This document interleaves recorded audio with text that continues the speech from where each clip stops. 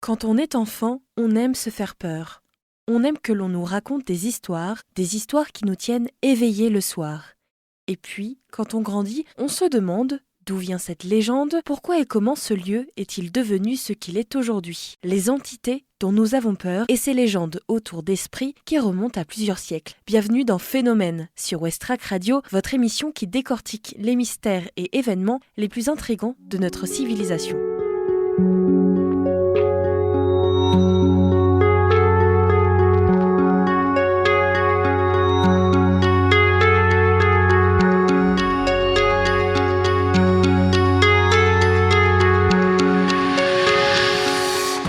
Parmi ces légendes et ces histoires d'entités, on parle souvent de la Dame Blanche. Elle ne se contente pas d'une seule histoire, parfois malveillante, parfois protectrice. Elle est avant tout une entité féminine se révélant sous différents aspects à travers les siècles. Sa seule évocation suffit à provoquer quelques frissons. Née dans les écrits du Moyen-Âge, la Dame Blanche est toujours aussi glaçante. Si son potentiel effrayant n'a pas bougé, la légende a, quant à elle, beaucoup évolué. C'est au Moyen-Âge qu'est évoquée pour la première fois l'existence de fées qualifiées de femmes blanches. Au XVIe siècle, il s'agit alors de fées malveillantes, particulièrement dangereuses pour les petits-enfants. Loin des contes de fées traditionnels, la Dame Blanche est associée depuis le Moyen-Âge à une fée revenante et qui s'attaquerait à tous ceux qui risquent de l'approcher de près. Pour certains, elle ne serait autre que la fée Mélusine, une créature condamnée à vivre avec une queue de serpent pour avoir tué son père. Mais c'est au XIXe siècle, véritablement vivier de légendes et de croyances populaires, que l'on retrouve plus de traces de ces fantômes ou de ces femmes. Depuis près d'un millénaire, la Dame Blanche se manifesterait auprès des vivants pour leur annoncer une mort imminente. Plusieurs formes de la Dame Blanche sont décrites. Tout d'abord, la lavandière de nuit. Dans ce folklore celtique, la Dame Blanche se présente sous la forme d'une lavandière de nuit, nommée différemment selon les régions. Caneresed Noz en Bretagne, Ben Nye en Écosse ou encore Banshee en Irlande. Dans d'autres légendes, la Banshee serait une autre créature. La lavandière de nuit est une femme qui lave le linge à la main. Tous les mythes concernent un fantôme féminin avec un point commun, la lavandière de nuit est une femme qui aurait assassiné ses propres enfants, condamnée à laver son linge pour l'éternité. Elle torturait ou tuerait tous les autres osant s'approcher d'elle, et certains affirment que si le soir vous tentez de laver votre linge après le coucher du soleil et qu'une femme vous demande de l'aider, vous ne devez pas l'aider car elle tirera le linge aussi fort que possible pour vous casser le bras. Le spectre de la châtelaine.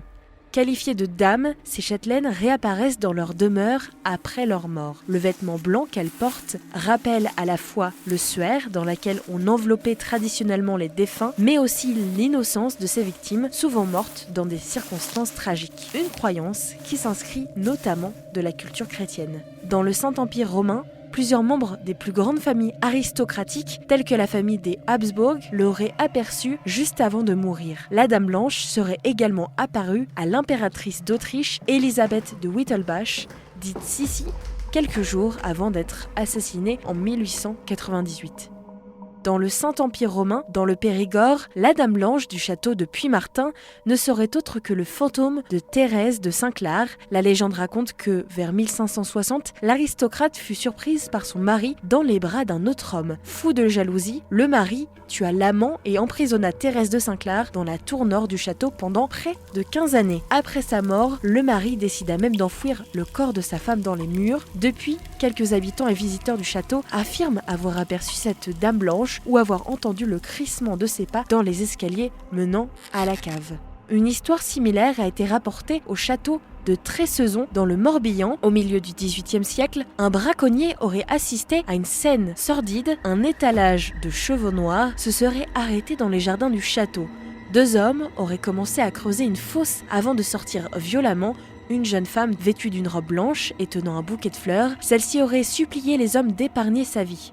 Cependant, ces derniers l'auraient précipitée dans la fosse, puis enterrée vivante. On raconte désormais que le château de Tressezon est hanté par le fantôme de cette jeune mariée au destin tragique. La naissance de la légende de l'autostoppeuse. Avec le temps, la légende persiste mais s'adapte aux nouveaux codes de la société. Ainsi, dans les années 1930, aux États-Unis, la Dame Blanche revient sous l'allure d'une autostoppeuse qui, toujours drapée de blanc, apparaît aux automobilistes pour les sauver de la mort. La légende de l'autostoppeuse gagne la France dès les années 1960 et les récits se multiplient. Aux quatre coins de la France, plusieurs témoignages ont corroboré cette histoire. Le plus célèbre est celui des vacanciers de Palavas-les-Flots. Le 20 mai 1981, 4 jeunes âgés de 17 à 25 ans passionnent l'Hexagone. Ils racontent avoir pris une jeune femme en stop. Silencieuse tout le long du trajet dans la R5, la passagère crie soudainement au conducteur de faire attention au prochain virage, qu'il passe dès lors en ralentissant avant que la mystérieuse femme, habillée de blanc, ne s'évapore. L'histoire de la Dame Blanche donne également des frissons de l'autre côté de l'Atlantique. Comme en Europe, elle présente de multiples visages. Certains sont plus célèbres à l'instar de la mariée sans tête américaine ou de Llorona mexicaine. La mariée sans tête aux États-Unis. Aux États-Unis, il existe plusieurs versions de l'histoire de la Dame Blanche, mais la plus connue est celle du fantôme de la mariée sans tête de Yellowstone. En 1915, un couple aurait décidé de fêter sa lune de miel dans une auberge du célèbre parc de Yellowstone. Lors d'une partie de poker, l'époux aurait perdu toutes les économies du couple. Après avoir assisté à une violente dispute, le personnel de l'auberge l'aurait vu claquer la porte de la chambre. 2 jours après le drame, s'inquiétant du silence de la jeune femme, le personnel aurait découvert son corps sans tête dans la salle de bain. Des années plus tard, des visiteurs du parc et de cet hôtel ont affirmé avoir vu une femme en robe de mariée tenant sa tête entre ses mains, une dame blanche donc, qui hante les États-Unis. En Amérique du Sud, c'est la légende de Llorona qui est la plus connue. C'est une femme qui aurait noyé ses enfants pour être avec l'homme qu'elle aimait. Abandonnée par cet homme, elle se serait ensuite noyée dans un fleuve. Depuis, Llorona traverserait la terre entière pour retrouver ses enfants ou pour enlever les enfants des autres. Ce fantôme n'apparaîtrait que la nuit, près des rivières ou des lacs. Selon certaines versions, le fait d'entendre ses cris serait annonciateur d'une mort à venir, et on retrouve donc dans cette légende la lavandière de nuit, mais aussi l'annonce de la mort imminente. La Dame Blanche, mythe ou histoire vraie, pour les plus optimistes donc, la Dame Blanche serait bienveillante et permettrait notamment d'éviter de tragiques accidents sur la route. Pour les autres, elle serait au contraire annonciatrice d'une mort prochaine.